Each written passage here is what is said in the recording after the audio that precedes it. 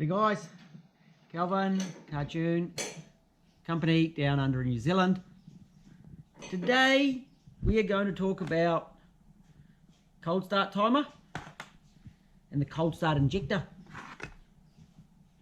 So we could probably call it the cold start injector circuit. And I happen to be working this time as Sora. So UZZ30. And that's the loom that I've made up for this job. And I was doing some testing and checking, and I had to devise a way to test the cold start circuit in a vehicle in an engine that I'd wired, made a complete new loom. Normally, connect wires in the standard loom, it just works. I don't need to know anymore. And they're not very prone to failing. I've sold a few cold start injector switches, or the timer switches, but I've never had to replace a cold start injector itself. I happen to have the proper Toyota stuff on this, the directions and fact sheets and manuals for troubleshooting. And it shows the circuit, and it shows some test procedures. So we're going to work through them reasonably quickly. But if you're someone who's bought my instructions for a Sora or SC400, then I'll pop them into those wiring instructions as well. I'll put these sheets in so you can read through and understand it better if you want. The reason I was doing some testing and this came around is I made a small slip up with my system and it didn't work. Funnily enough, normally the cold start timer switch is bolted into the water pipes, and that earths the body, and it requires an earth. Unlike the normal EFI temp sensor, which is case isolated, we're not discussing them, but it's important that if they are cracked and ugly, those ones, that they do get replaced, like this one, like that one. Yeah. So the pieces of the circuit are the ECU. That's in the cold start circuit. We have the cold start injector, like that, and it's located under the plenum, bolted into the plenum. It's got a flexible hose up to the fuel rail. So it's bolted onto the fuel rail at the back. The thread, interesting enough, people often ask about what that thread size is there, or into the rail. It happens to be 8 by 1. So there's a blanking bolt when I blank them off. Whenever I go aftermarket, I just blank those off and pop a 19 or 3/8, a 19 or 3/4 frost plug into the hole. The other part of the circuit is the cold start timer switch itself. So this is down here on the engine, on the front crossover water pipe.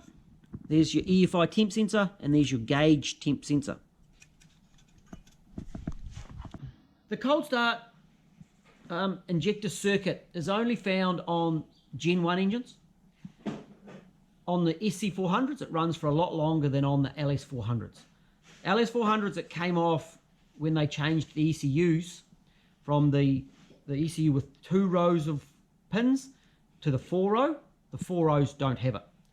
So sometimes you will find the billet fuel rails without the cold start hole threaded in. And in fact, it's a great place for putting a fuel pressure sensor if you are doing an aftermarket system. You can tap it out, thread a fuel pressure sensor in there. So this relates to your early crowns, your 131 and your 141 crowns. It relates to your UZZ30 Soras up until they went sequential injection. There's a couple of different ECUs. So the ECU with the 40-40-40 plug, and also the SC400s, so SC400s in Soras, and early Celsius LS400s. So going from the Toyota information, it basically says that it's designed to improve the starting of the engine. And it starts off, the cold start timer switch controls the injector, the cold start injector. And then the ECU switches over. So what it's designed to do is, if it went all the time, it would put too much fuel into the engine and could foul the spark plugs. So this little unit's actually got 2 circuits in it. It's got two heater coils. When you start flowing voltage through it, it actually closes off the circuit within that. So the injector will only go for a moment. And then the ECU was able to take over the control. That's why the ECU is in the circuit. So below 22 degrees Celsius, that fella's working. And above 22, the ECU is doing its job. So guys come along and say, well, I don't need that because it doesn't get that cold. Well, in fact, it works at other times as well, not just when it's really cold. And the best thing you can do is just connect it, make it work, and leave it alone. And they really do start a lot better when it is connected. When looking at this information, one really interesting thing is the reality, the way it's wired on the car and the diagrams don't actually match. I don't think the engineers managed to coordinate things so well. If I'm doing a manual, I wire mine like this. When it's an auto, I wire it the way that Toyota actually wired it in their cars. When diagnosing the circuit, it does suggest a few tests. One of them is checking the resistance of the injector. I'm just going to flick to the last page. And it says 2 to 4 ohms. 3 point... Oh, that's inconvenient.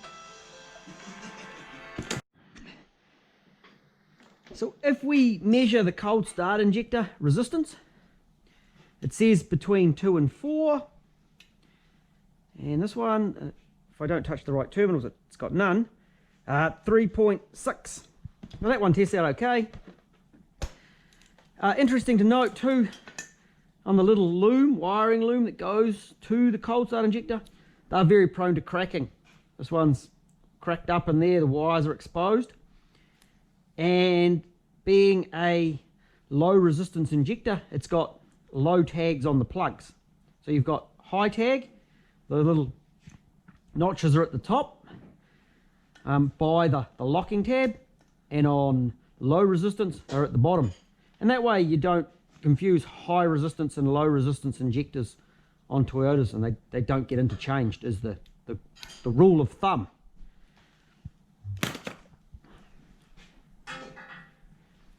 The next part to check is the injector timer, or cold start timer switch. And again, it has some resistances.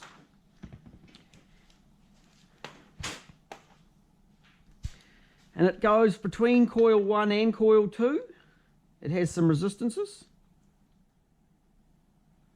This one is at 31. It's below 15 degrees at the moment. And the resistance is 25 to 45. And we also have one between coil 1 and ground. We have a resistance reading 25 to 85. Have I got it?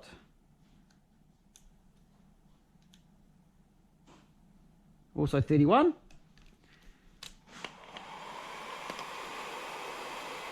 We'll just let that warm up and we'll check it at the hot seating in a moment. In reality, the cold start switch is tucked under this front coil, so it can be a little hard to get at. I've got one set up here with an earth on it, and I've removed the cold start injector, which actually says in the manual to do. It's run out here and it's powered up, ready to go in a suitable bottle. And I've also got an LED light for when it does come on.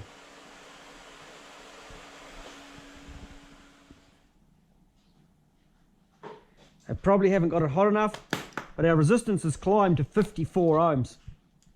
So it's climbing up to the actual reading there is above 30 degrees.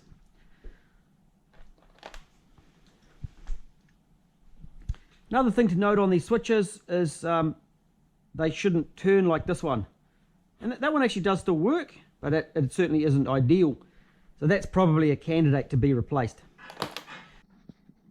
With the components, the injector resistance checked, and the cold start timer switch checked, it then suggests removing the injector to test it, which is what we've got here. I'll give this a fuel pump. I've disabled my engine from cranking over, but the circuit still supplies power. It gets STA into the ECU, STJ for the cold start injector goes into the ECU. Cold start timer is earthed and plugged in, and it is polarity sensitive. So you've got to make sure you have pin 1 and pin 2 correctly orientated when you wire them. And then you chuck some voltage up it, and it squirts. Of course, guys do like a bit of a squirter, don't we? I'm probably going to need an assistant to come and help me on this one to chuck some voltage up it, or to hold the camera on my bottle. Ready? Mm-hmm.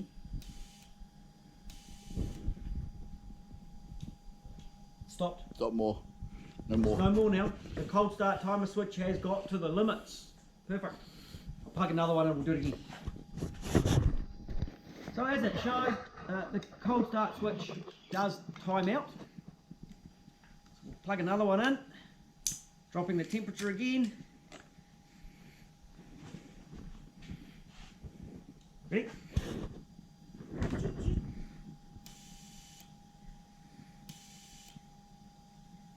Time it out. It's timed out already. So you can see right there, there's a lot of fuel, but it's only very, very brief. It's just a quick. And that really does improve your starting, not just cold, but as you're going through that warm up or different temperatures. Whether it's regulated by the cold start timer switch, or by the ECU. I think what I'll do now is I'm going to connect it back together.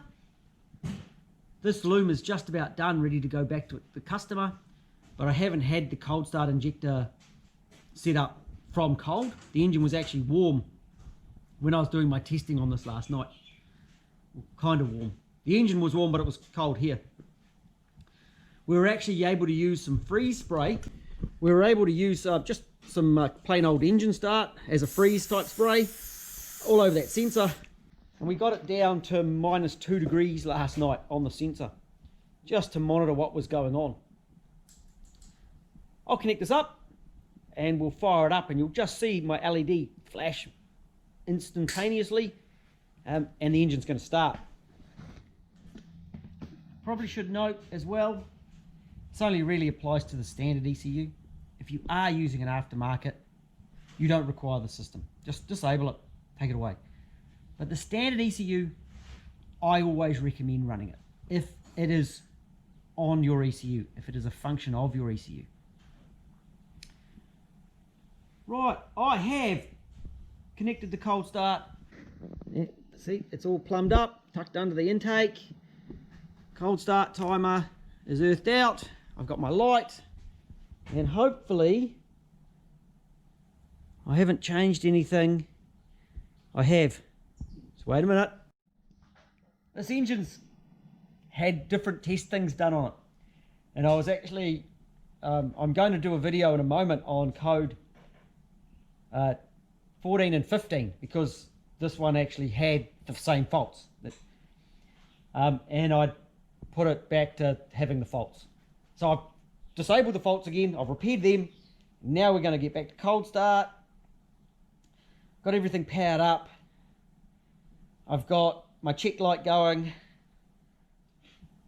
and we're ready to start it. Now this is cold. It's probably about 10, 12 degrees here at the moment, so it's not overly cold. But we'll watch the little red light go and the engine's going to fire into life. Oh, good flames.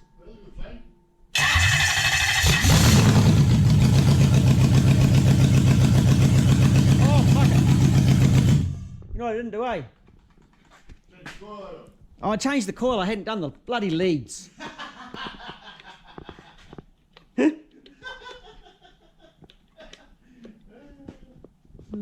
That's why it started crappy. Let's do that again.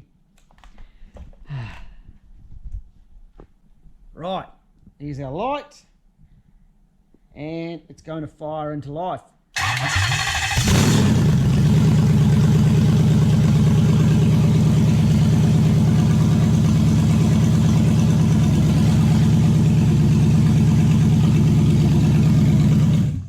So I had finished on this topic, and then I got asked, can we test this manually? Can we test the injector manually? So I've found my gear again. We're going to be playing with flammable liquids and got nice exposed wires here, so we're going to be careful. Got the cold start injector and the vise. We've got 18 volts of battery power. And I've got an extra set of hands. And we'll just do the, just squirt it in like this.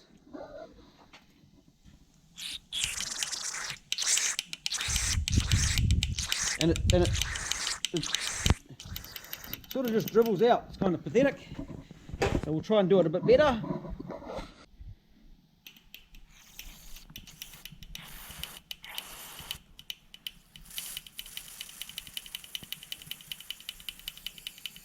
Kind of works. But I reckon then if we get that fella. Do I have a rag? Let's just do it. Ready? Do it. Actually, let's go again. Just with ear.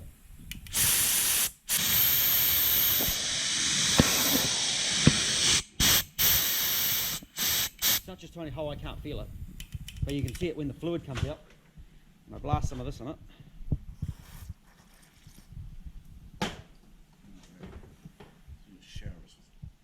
You don't want to be showered with flammable liquids.